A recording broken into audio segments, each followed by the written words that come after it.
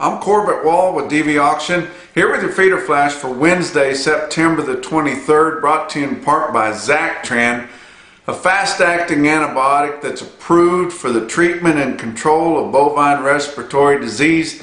I was on a Zoom call with some BI reps and they were talking about Zactran, talking about treating cattle with Zactran, telling me that you give them a shot of that, it gets to their lungs within 30 minutes. You can start telling the difference on those cattle within 24 hours. Remember to observe your 35-day withdrawal period after treatment. And for more information, go to Zactran.com or visit with your BI representative. The Cattle Market Transparency Act. That just sounds pretty good from the get-go. We've been talking about the 5014 bill that Chuck Grassley and John Tester had introduced and kind of hitting a stone wall there with the Senate Ag Committee, and the chairman there, Pat Roberts, won't let it be debated upon, or let alone voted, or let it move forward. Well, now we've got another bill that's been introduced into the Senate from another Senate Ag Committee member, Deb Fischer, a Republican out of Nebraska. She's introduced this Cattle Market Transparency Act. It was announced on Tuesday, and it goes even farther. And I'm hoping that some of these other senators on the Ag Committee and some of your other senators just in Washington D.C. start seeing this, and they're thinking, why are we getting so much attention drawn to the lack of cash trade on your cattle market in packer concentration? Well, because we need to get something done about it. And so this bill that Deb Fischer has introduced, and I tell you what, she's from the business, guys. In a state where cattle feeding, cattle production, and farming is the mainstay, she's introduced this bill. It's all about packer concentration and competition. And it's also on getting through some of this confidentiality barriers so we can see a little bit more transparency here. But she's calling for a regional minimum cash requirement trade from your packers plant by plant. So that's similar to what we saw with the 5014. But her bill requires the Secretary of Ag to establish regional minimums and do that through a comment process. And then that kind of comes back to what yours truly was talking about a long time ago with the 3014. You know, something like a 3014 works a lot better and shouldn't get as much resistance, although it does. I mean, they will not give, Texas Cattle Feeders, Kansas Livestock Association, they will not give in a bit. But the 3014 makes a lot more sense in the southern plains, and then 5014 up in the northern areas there. Colorado, confidentiality has wiped out Colorado. We don't know enough about what's going on in Colorado to even to make a guesstimate of where it needs to be or what would be a good way to do it, because they haven't printed any information. But that gets me to the second part of her bill, is all about confidentiality. Her bill requires packers to submit contracts on what their formula arrangements are, and to basically establish a library of these contracts. And I tell you what, these corporate feeders are squirming at the sound of that. I mean, they do not want anybody, they don't want the feedlot down the road knowing what they're doing, let alone the independent cattle feeders. But they're wanting them to put a library together and show the general public, people that are in the business, what kind of contracts are out there. You know, what kind of arrangements can we make? They want them to. She also is calling for your packers to report the number of cattle that they have scheduled to be delivered for slaughter every day for the next 14 days.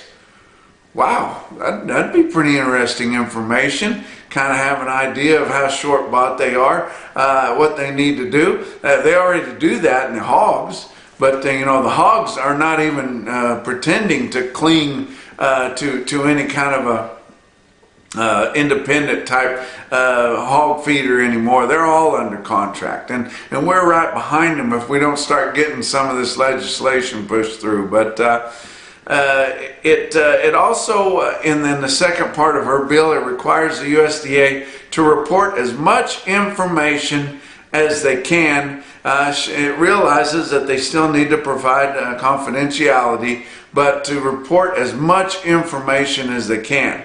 And basically, her bill that she's introduced here, Deb Fisher I'm talking about, it basically went by the blueprint, which is what we should have done from the time it came out of the USDA's initial investigative report. Remember the one that they put out about that had to do about the fire and the effects of COVID on the vulnerability of the cattle market?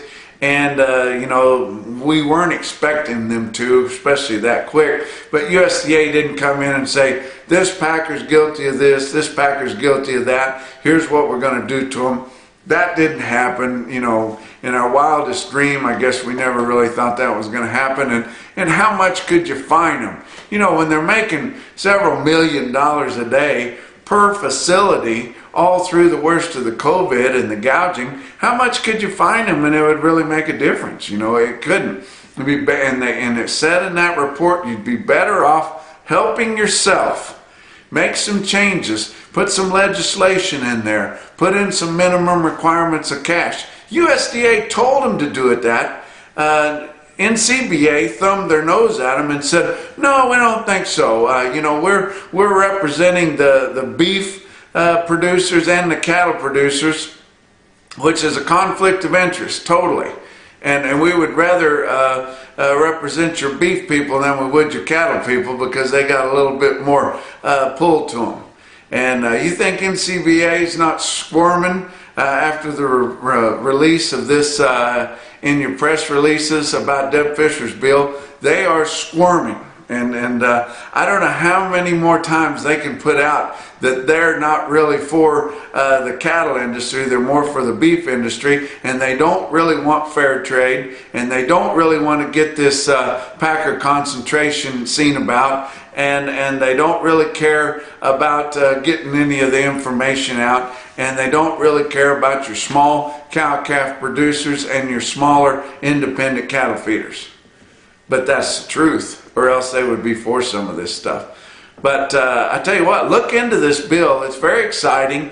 I'm not sure, or I'm pretty sure we can't get anything done here but between now and the election, because Pat Roberts doesn't want to look into any of this. I mean, he's bowed to KLA since the time he got in there, and he's not about to quit now. And so, but we can give some more attention to this bill. It is more of your legislators are going to see this. It's drawing more attention to the problems that we have, that you guys that watch the Feeder Flash have been listening to like a broken record here for the last couple of years. But it's a good thing, and I keep telling you guys, and I know that a lot of people say that, call your representatives and your senators, and a lot of you never do it. But you can call in there to DC. You can get the number very easily. You can call in there, and you can, you know, you're not going to get to talk to your senator, but I'd call both of them's offices. There's staffers there that will take your call. Tell them you're in support of this. Tell them you're in support of 5014. You're in support of some combination of this. Tell them how it affects your life and your operation. And it makes a difference. They have to document that, and they have to log it, guys. So the more of that we can do, the better chance we'll get of something done. And I think we're probably got a pretty good chance of getting mandatory price reporting extended, the reauthorization. So because the pork people, they have some changes in there they want to make. Those changes don't happen overnight. So we can hurry up and get some of this legislation done so that we can still use mandatory price reporting to oversee and enforce one of these minimum cash requirement bills. Let's talk about your futures on Tuesday. October live cattle down 22 cents at 106.47. December down 42 at 110.17. You're going out from there, down 20, way off in February of 2022, and down $1.05 this February, this coming February, but still pretty tough on your markets. September feeder cattle up 62 cents. Why is it up? Because it has to converge with your index. You have to get right here at maturation of these futures contracts before they ever get any teeth to them. And you got a cash settlement, and it's got to converge with your index level, so it can't go off deep, and dive off the diving board like some of these out fronts have, and all of them did on the feeder cattle, all of them. But your spot September, which nobody's trading anymore, it was up 62 cents at 141.70, and that makes sense. October down $1.62 at 140.62. I'm telling you what, that's when all these calves come. That's dead calf month in October. A lot of them are going to be big enough to be in this index, so you can understand why that's dropping off. And the more people I talk to, they don't see any recovery in the demand for these big fat balling calves that are going to be coming to town here right during the worst of the fall, when we got the big temperature swings, the sticky flies, the dust, and then guys are just sick of them. At some point in October every year, your supply far outweighs demand. There's going to be sales running late at night. They're going to be puking these balling calves, especially the smaller deals, and it hurts your smaller producers. But if you're weaning them in the trailer on the way to town and you're bringing in a small bunch of them, they're going to sell late at night. They're going to take your head off, and you're going to wish that you were doing something else for a living, or more likely as a hobby, to try to hold your place together or pay the taxes on your land. But it's not going to be pretty this fall, guys. You'd be better off holding those cattle as long as you can until you get hard freezes later on in the year. There'll be better demand for them when your farmers get done harvesting and they come back into the market. But it's so damn dry around, I don't know how you guys are going to hold them. And that's a double-edged sword right there. But you go off to your far out fronts on your feeder cattle futures. They were down 47 cents August of 2021, and down 167 April 2021. Your fat cattle trade has not started yet, but what little trickles that we see are at the extreme top of last week's price range. So, and it's by your regionals that are doing it. Thank God for the regionals, and we're losing another one every 6 months or a year until they're all going to be owned by your big major corporates. But it's still, your regionals are holding things together right now. We've got to get something done on one of these minimum cash requirement guys.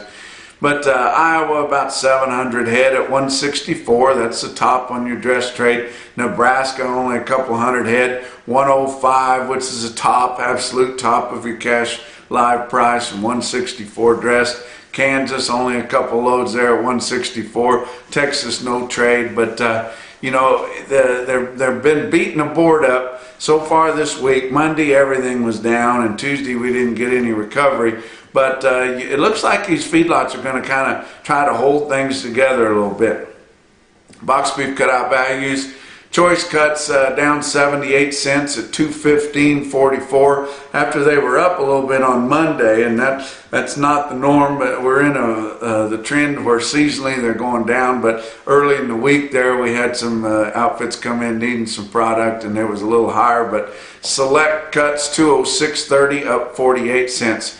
Your slaughter so far for the week, and I know it's early, 241,000. That's 1,000 more than last week and 9,000 more than the same week a year ago. Let's talk about your feeder cattle market. Your real-time index on DV auction late in the day on Tuesday, 140.56, down 34 cents. And it's not your big yearling feeder cattle that are any cheaper. It's just more and more of those calves are getting into that weight range, which is 700 to 899 pounds up through your middle 12 states, and it's pulling it down a little bit. And the more of those calves come, the more it's going to pull it down. Ozarks Regional Stockyards, West Plains, Missouri, 3,800 head there. They had a good market. Calves sold steady to $3 higher, spots $6 higher if they had the right kind of condition. But they also had yearlings too, which they didn't have many yearlings last week, but had some yearlings. How about 275 head of big yearling steers in West Plains, weighed 912 pounds at 135.75. I went out to the grand reopening of the new auction facility west of Amarillo there, now called Lone Star Stockyards out there, and had a premier consignment there. Was glad to see them show up. The Lighthouse Ranch over by Powder Canyon. We've got our celebrities too in this part of the country. Brenda Michaels, who is actually Benny Binion's daughter, has settled here in Amarillo and been here for many, many years. And her son-in-law, Clint Johnson, world champion bronc rider, they're partnered up there in these ranch deals. But the Lighthouse Ranch over by Powder Canyon, they brought in some of the fanciest little light steer calves that you'll find in the Texas Panhandle. And I mean, they were good, but they were not weaned. Had 2 rounds of shots, not weaned, carrying some flesh, considerable flesh, but burning up with quality. You see them right here, 179 head of them, average 501 pounds on the bigger drafts of them, bring 159.75 on the average there.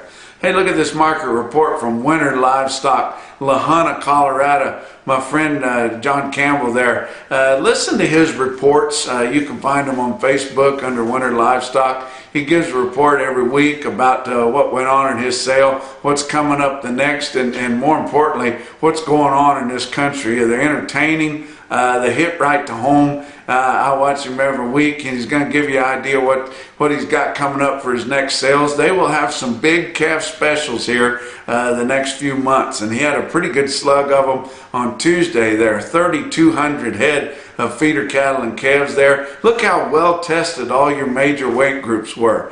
And look in there, and I tell you what, you guys up there in Nebraska and places like that are looking for quality calves, and you're wanting to get away from your competition from your neighbors and stuff, look down there. It's not very far down there to the east side of Colorado. It's been dry in that country. The calf quality will be outstanding. Those calves will think they died and went to heaven when they get to your place. If you got a place to turn those calves out for a while, or even if you just want to put them right on silage or right on the feed, they will love it, and they will really perform.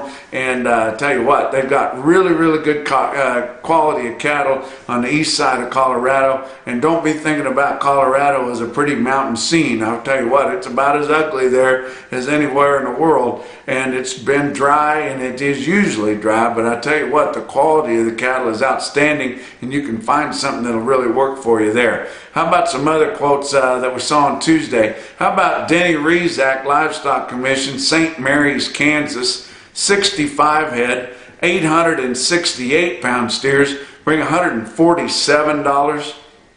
And then a similar quote over in north central Missouri, Unionville Livestock Market. Kurt and Heather Spore Leader there, they had a pretty good sale there. 62 head of the Locust Valley steers, weighed 891 at 146.85. But the highest quote that I saw anywhere come out of Kingsville, Missouri. Kingsville Livestock Auction, Anstein family there sold 51 head, 730 pound steers at 157. And that's your feeder flash for Wednesday.